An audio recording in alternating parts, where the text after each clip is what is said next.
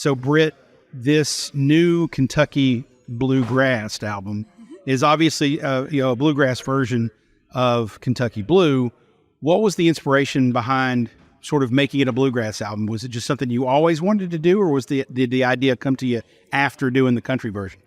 It's definitely something that I've always wanted to do, but I didn't think that I would do it so quickly. I thought that it would be something that would happen a few years from now, way later. But I'm trying. I made a promise to myself when I kind of quit Music Row to just start listening to my gut instincts. When I get these little nodes from my angels and the universe, that I'll follow them. And Adam and I were just on tour, and we were driving down the road, and it just popped in my head, you should make a bluegrass version of Kentucky Blue and call it Kentucky Bluegrass.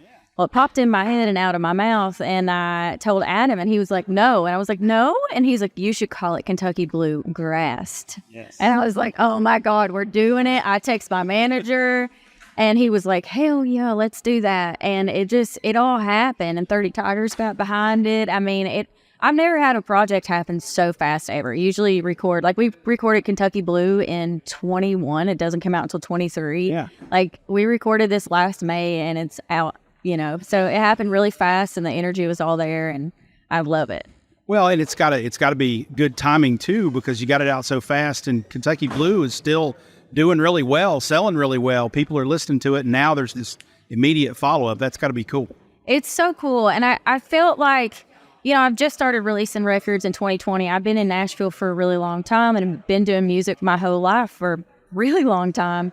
But I felt like that record didn't connect as much with the Roots scene on streaming services, like with the playlist or the audience, or like even when it says artists like. I just felt like it wasn't pushing me to some of the people I know would want to hear that. And I felt like you can't really mistake this record for anything other than roots, bluegrass, string, organic music. So I was like, if this don't get them, I don't know what will. So I was really hoping to just find a new crowd that the record had not been pushed to yet, and drive them back to that record and really celebrate that record, because I feel like I worked so hard on it, and so did Sturgill. Sturgill Simpson produced it, and David Ferguson. I was like, this will be a good opportunity to remarket that record and market a completely new project and have a really good time doing it. Yeah.